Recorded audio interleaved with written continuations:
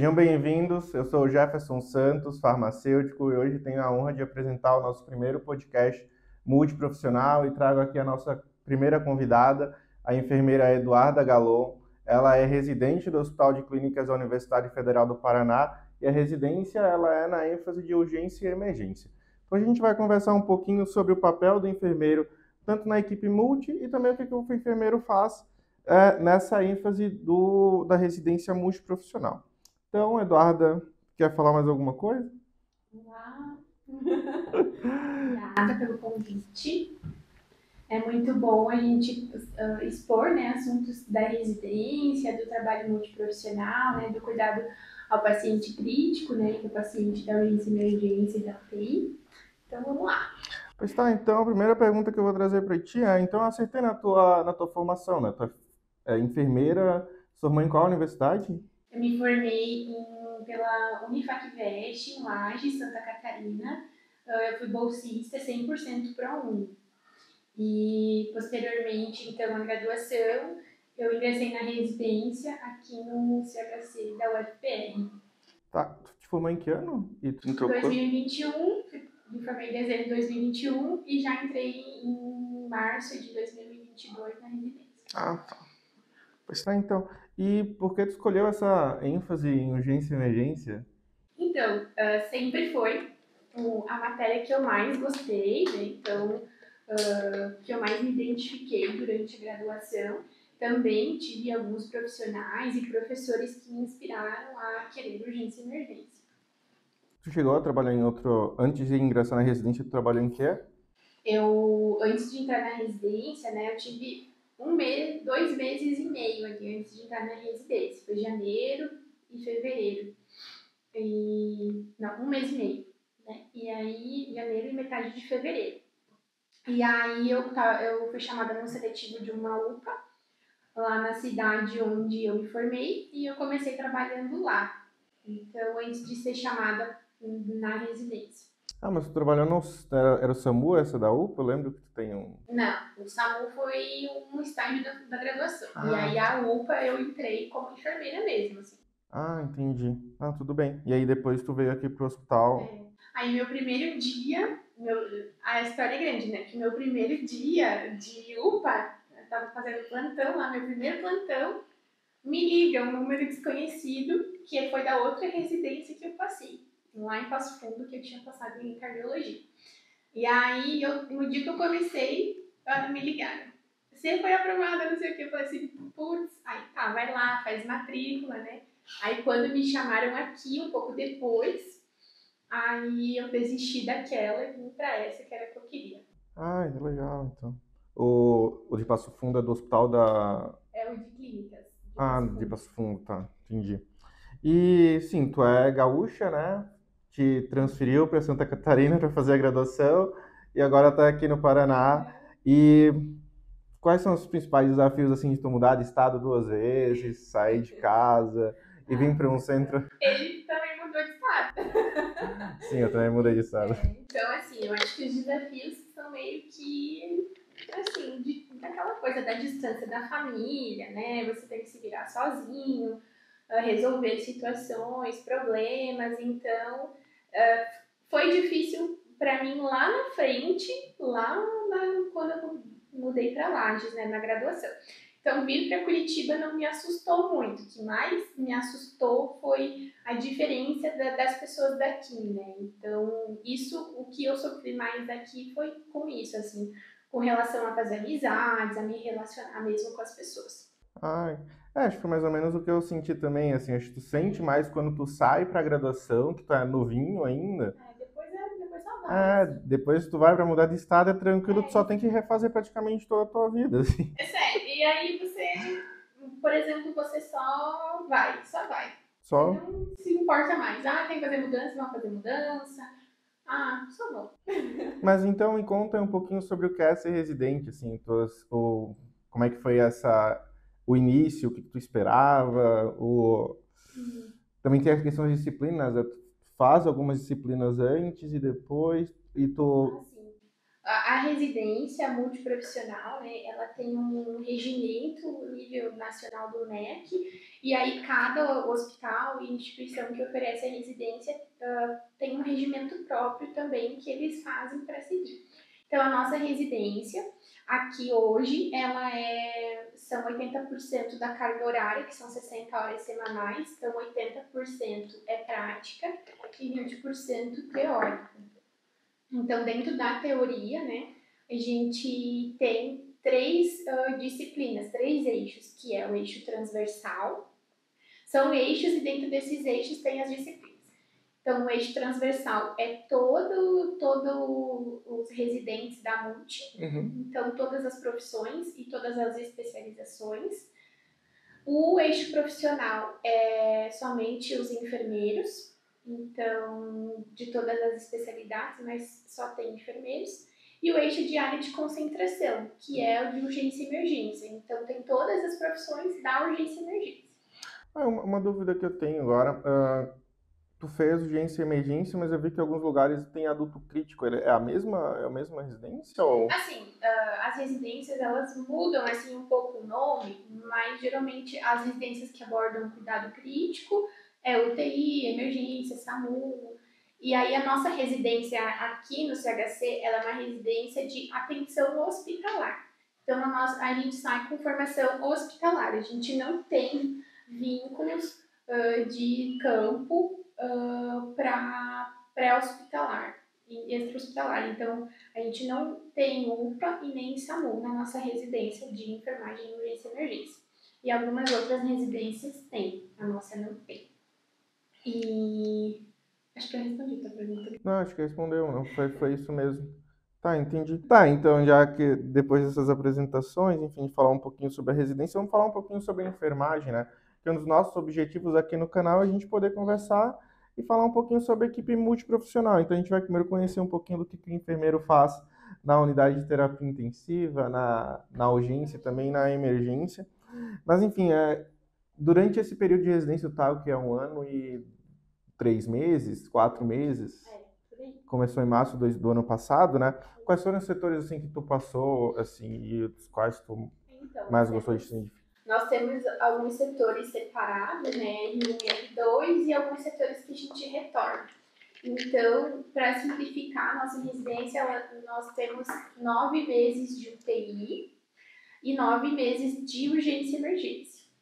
E aí, das UTIs são separados, 3 meses em cada UTI.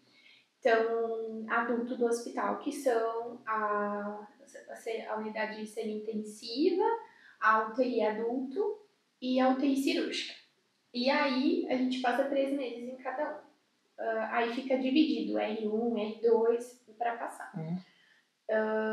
E aí a gente passa 1 mês na equipe de cuidados com a pele, né, com os enfermeiros estomaterapeutas. Então ali a gente aprende toda a parte de feridas, lesões, cuidados com ostomias.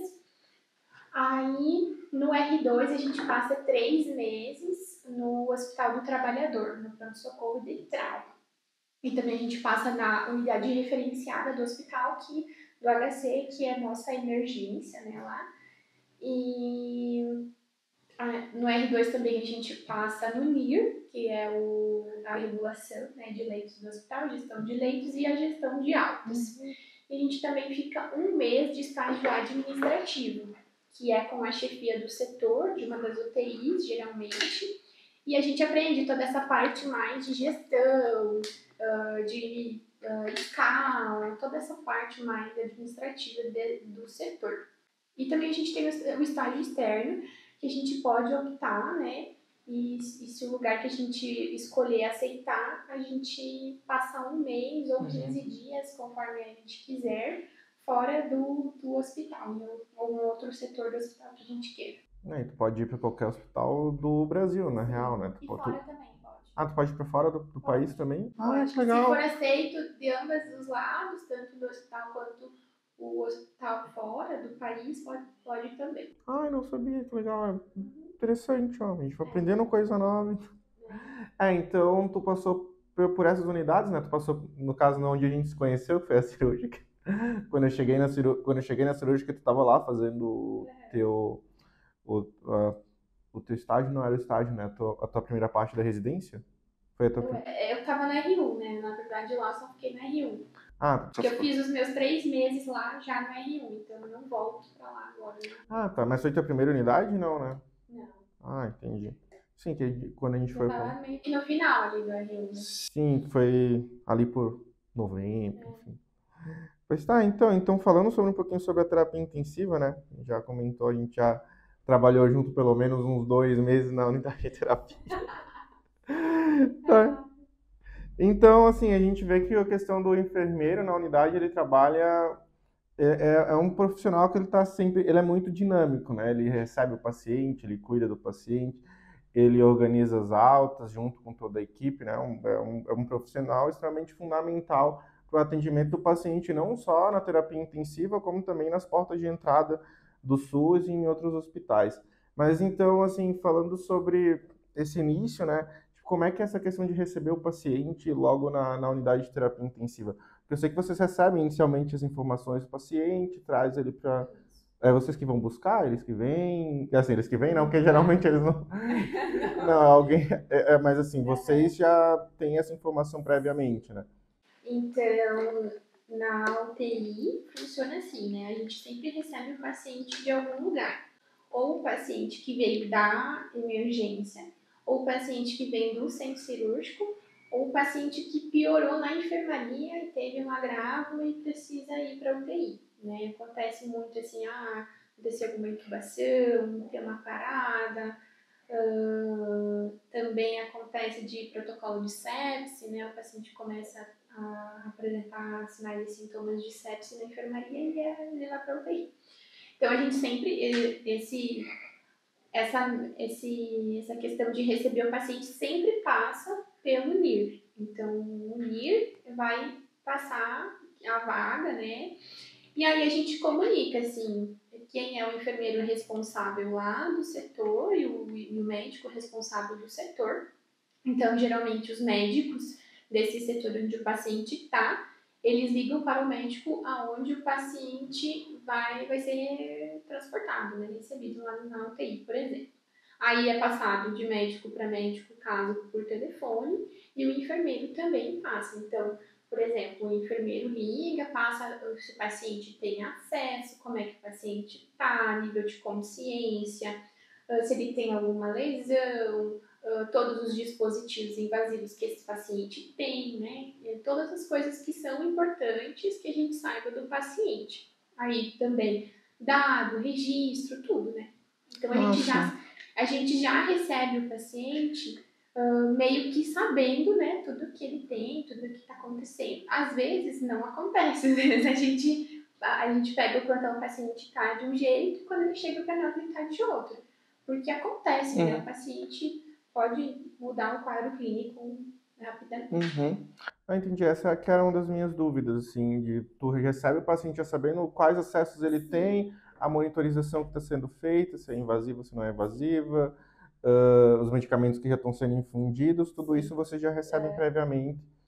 Vazão de droga também, então geralmente a gente já deixa tudo pronto, né, para receber aquele paciente. Então, o paciente está entubado com droga, então a gente já deixa o ventilador mecânico prontinho, a gente já deixa toda a parte de monitorização, já deixa as drogas na bomba já programadas, porque aí é mais fácil, né, do que a gente ficar trocando tudo na hora, dá muita confusão, então a gente se prepara para receber o paciente mesmo como unidade. Tá. E se o paciente ele vem com tubo, ele vem com aquele ventilador portátil e aí vocês só...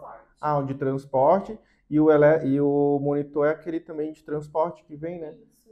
E aí depois vocês só fazem as trocas lá quando chega no leito de... Aí o leito já estava pronto previamente, já tinha tudo esterilizado. Tá coisa. Tá, e quem é que fica... geralmente quem recebe essa informação do paciente é a equipe de enfermagem e equipe médica ou geralmente toda a equipe? Os dois recebem. Só vocês dois costumam receber essas A informações? gente passa para a equipe, né? Entendi. Passa para toda a equipe, assim, do fisioterapeuta, geralmente quando o paciente está entubado, a gente já passa. Está em catéter nasal, a gente passa para fisioterapia também. Tá, entendi. Pois tá, então a gente só falando um pouquinho sobre essa questão também da monitorização, né? Vocês recebem o paciente, monitoram ele, fazem essas transferências de equipe e vocês têm que garantir a segurança desse paciente, né? Tem todo um protocolo no hospital de manter a segurança, isso a nível nacional e internacional, né?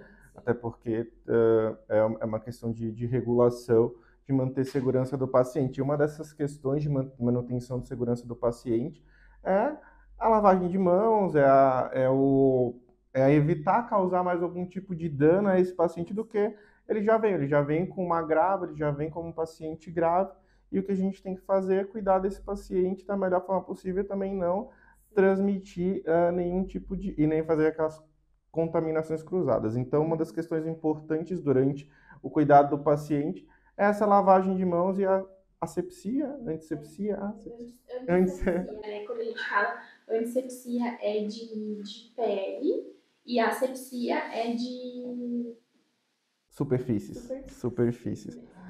Então, assim, a segurança do paciente, ela é muito falada, como você falou, internacionalmente também, e ela é elencada alguns, não só higiene da mão, mas como identificação do paciente, administração e prescrição de medicação correta, você ter um protocolo de cirurgia segura, de procedimentos seguros, né, procedimentos invasivos principalmente,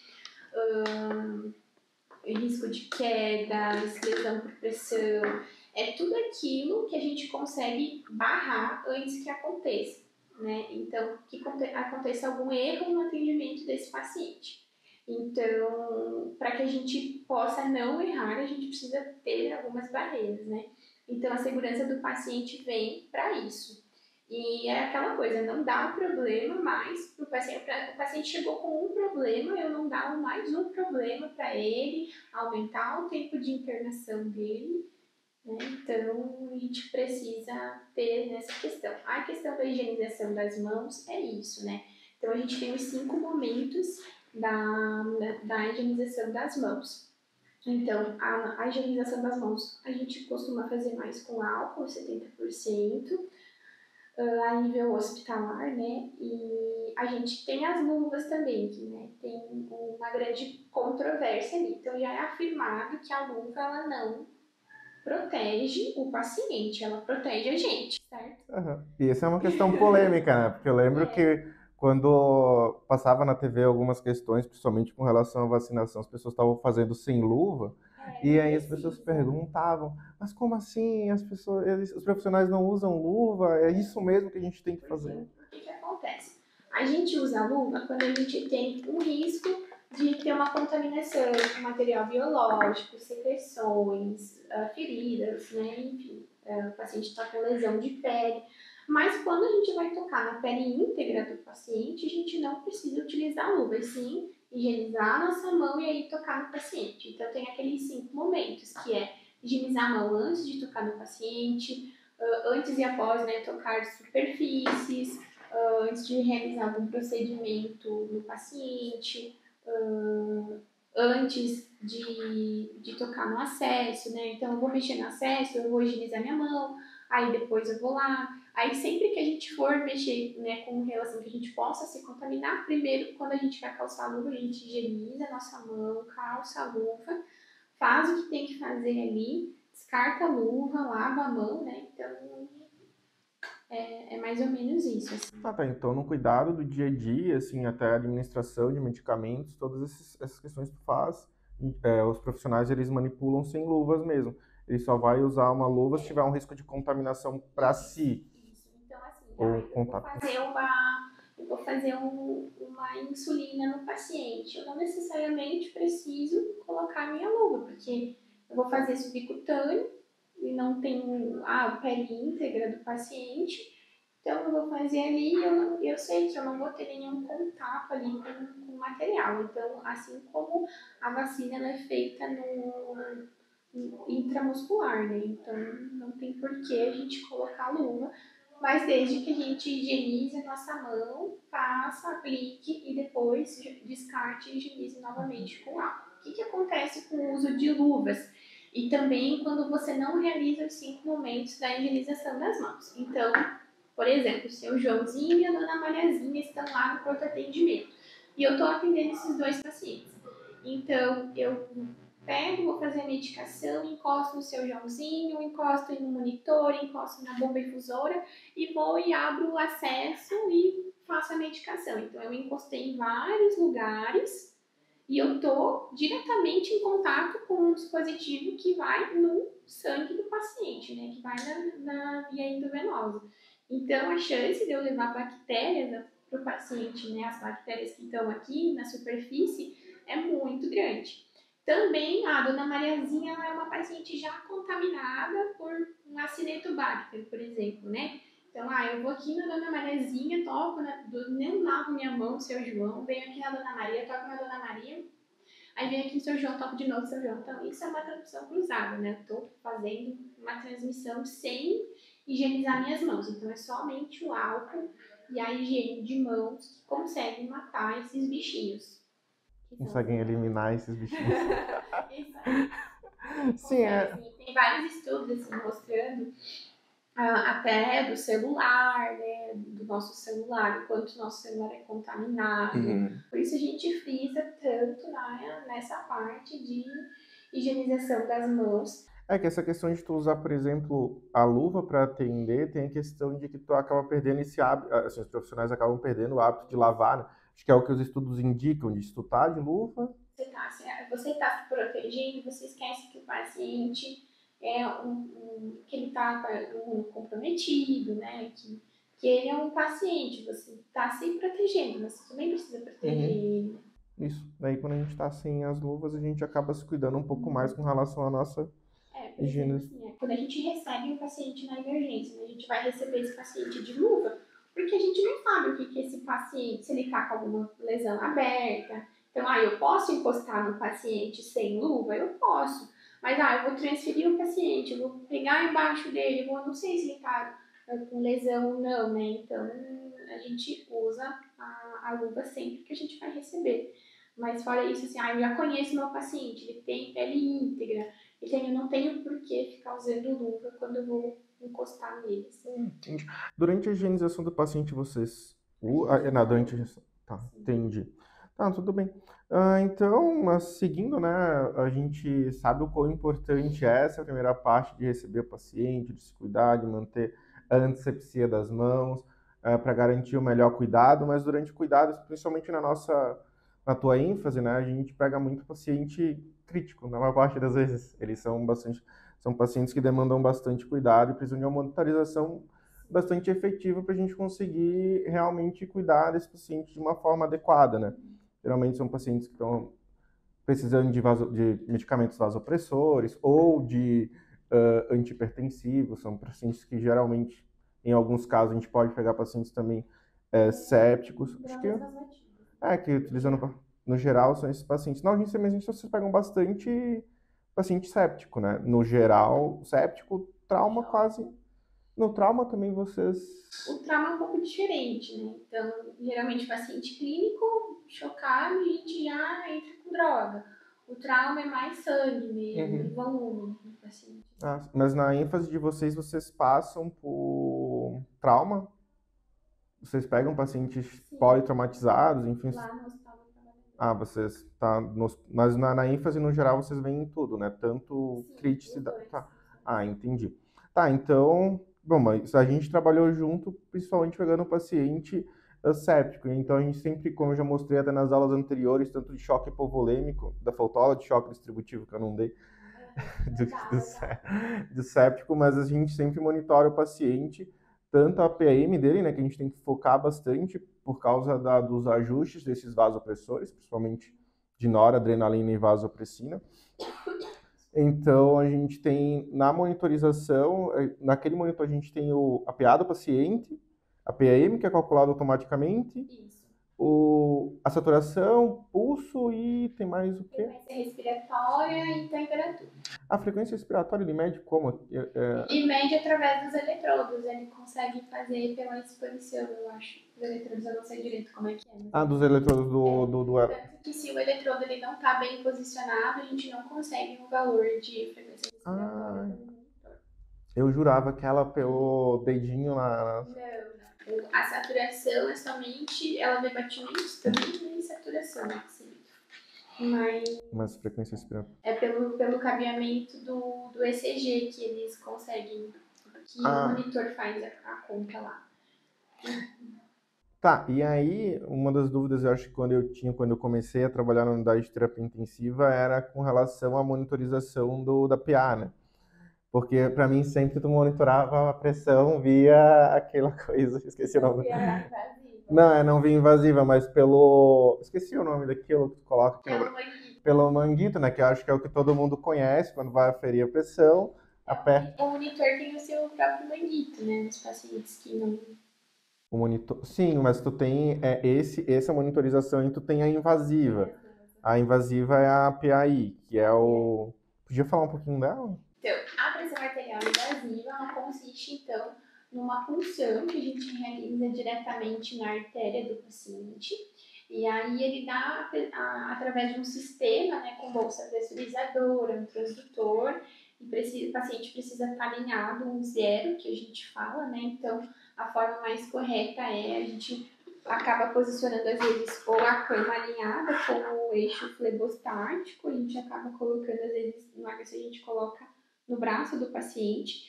Então, essa localização é na linha média, aqui, e no quarto espaço intercostal. Então, é o eixo flebostático que a gente chama, que é essa linha que a gente segue para ter a razão do zero na pressão arterial invasiva. Então, esse catéter, ele fica dando de segundo em segundo lá no monitor, a gente consegue acompanhar a curva de pulso dessa artéria, e aí fica de segundo em segundo mudando o valor dessa PA, né? Principalmente no paciente instável, né? Com hemodinâmica instável. Então, é uma pressão mais acurada, né? Real daquele paciente. Porque o paciente chocado, o paciente com droga vasoativa, se a gente for, muitas vezes o monitor nem consegue puxar essa pressão. E quando ele puxa, tipo, ele demora, e a resposta não é legal, assim. Então, a gente acaba utilizando a PAI. Ah, tá.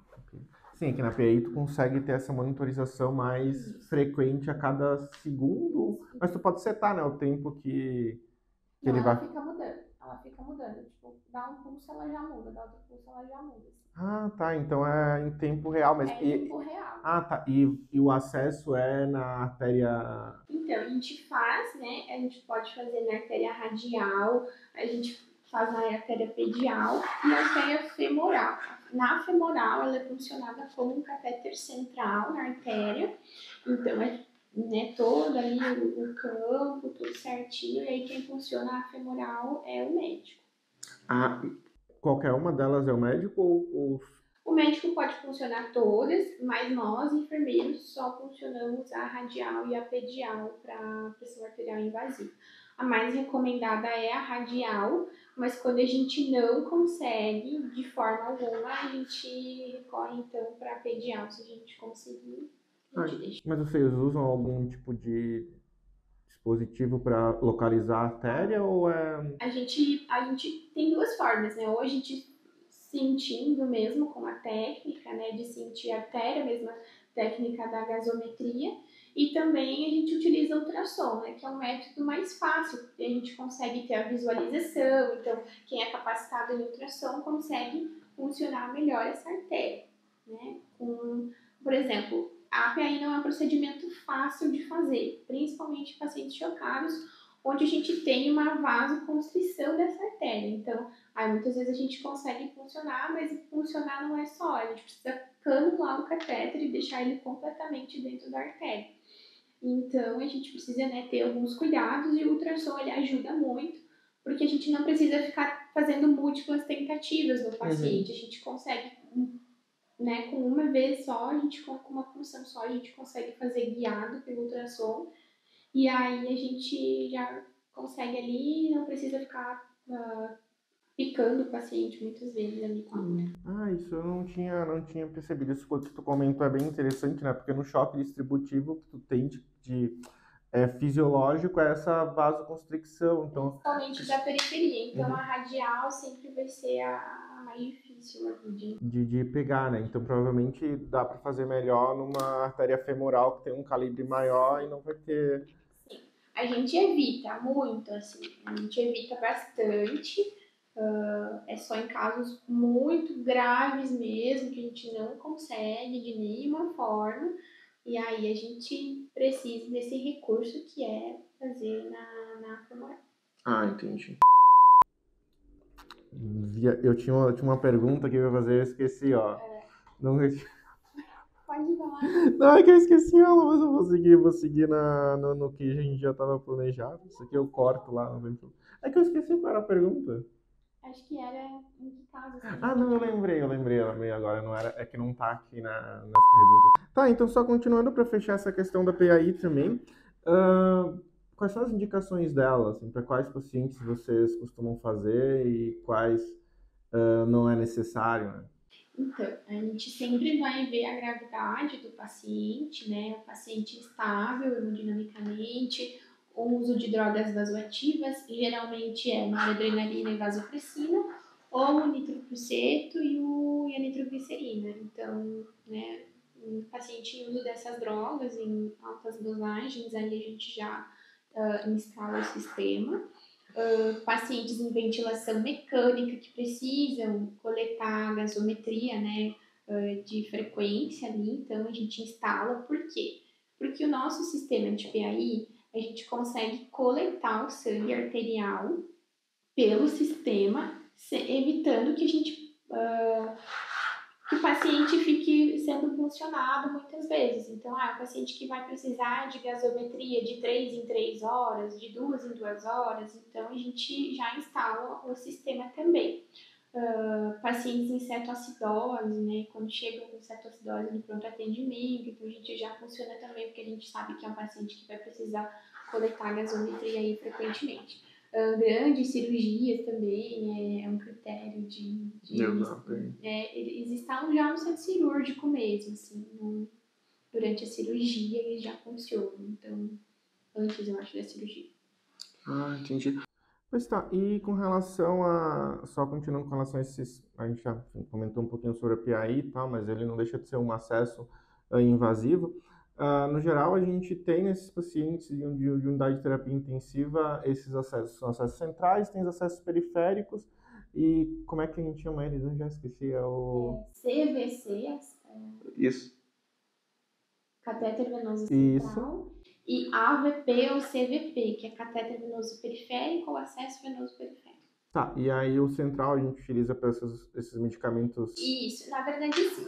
A gente tem critérios também para o paciente ter um acesso central. Não é em qualquer paciente que o médico funciona um acesso central. Porque é um acesso que ele tem um grande risco de infecção para o paciente, é um acesso assim, que precisa ter muitos cuidados na punção.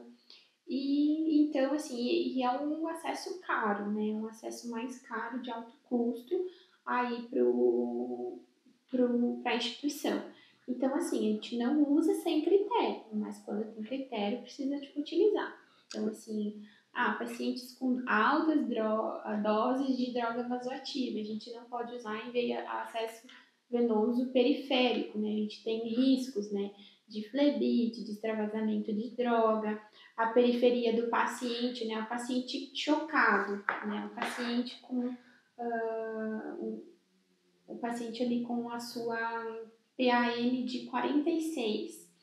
A gente vai colocar uma droga vasoativa, nora 30 ml hora, numa veia que já está constrita, né? Então não vai dar certo, vai extravasar, vai dar problema. Então a gente precisa passar para o acesso central. E também o central, ele já vai na via central, ele já está ali, ele não precisa percorrer um caminho para chegar lá no coração e bombear. Então ele já está ali. É a jugular interna que vocês usam ou é para funcionar?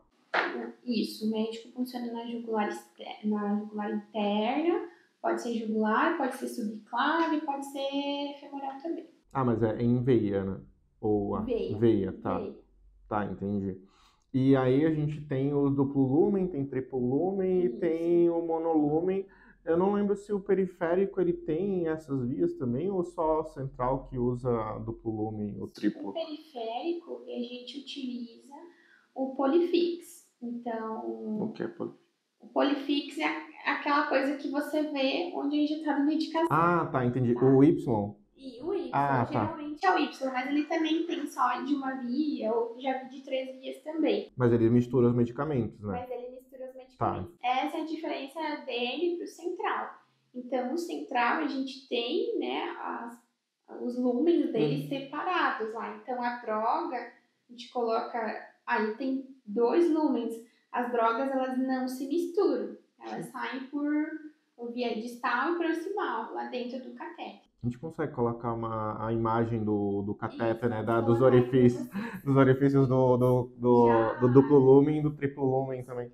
Já o periférico, você vai ter que colocar principalmente drogas compatíveis, né?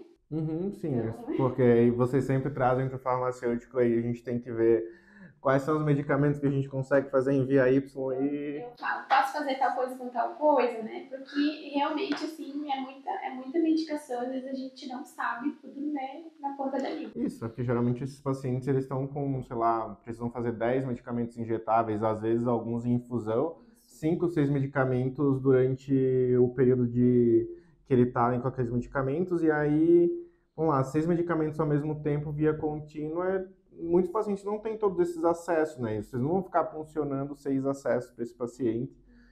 Então a gente acaba precisando verificar a compatibilidade de medicamento para ver quais podem ser misturados ou não nessa via Y, né? Sim. Então, como eu te falei, por mais que ele tenha uma via Y, 2 vias que a gente consegue fazer 2 medicamentos ao mesmo tempo, ele vai para a mesma, assim. Então, eu quero fazer volume no meu paciente. Não vai adiantar eu colocar um soro numa via e o outro na outra via. Não vai adiantar, porque ele vai sair pela mesma via. Então, ele vai reduzir a fazer um dia e fazer outro. Então, tem isso, né? Porque tem essa questão da velocidade de... Da velocidade. Então, aquele que está na maior velocidade vai mais no catéter normal, assim, periférico. Aí ele tem uma velocidade máxima também, né? Não vai conseguir colocar. Isso, aí é pelo tamanho do calibre do catéter. Então, a gente avalia, né, a rede venosa do paciente. Pacientes de UTI e emergência, a gente sempre acaba deixando um acesso mais calibroso, né, quando possível. Mas aí a velocidade que a gente consegue fazer as medicações vai de acordo com o calibre desse catéter também. Entendi. Isso nesse Polifix? Isso. No Polifix, tá. Porque aí o catéter, a gente conecta o Polifix no catéter. Não é como o catéter central que ele já vem inteiro. Tá, entendi. Esse a gente monta, digamos assim. Entendi. Entendeu? Vocês que montam. São coisas separadas que a gente monta. Tá. E o central ele já vem com as 2 vias, né? Se é duplo lumen. Tá, entendi. A vantagem do central é que tu tendo 2 vias, a gente consegue fazer alguns medicamentos compatíveis numa via, outros medicamentos em outra, então isso é... torneirinha com uns 10 acessos. A torneirinha ligada no central, tá ligado? Sim, eu sei qual é. É porque como a gente acaba trabalhando bastante junto, né? A equipe da farmácia junto com a enfermagem, a gente conseguir verificar quais são realmente esses medicamentos que podem ir na mesma via, que podem se misturar na torneirinha, né? Porque os medicamentos eles não são misturados na bolsa, eles só são misturados, eles só entram em contato na torneirinha mesmo para serem injetados no paciente. Então tem medicamento que pode ou não entrar em contato um com o outro, e aí acaba algumas vezes a enfermagem sempre vem tirar essas dúvidas. Dá para dúvida até incomodar eles. Será que dá para fazer esse antibiótico nessa via aqui?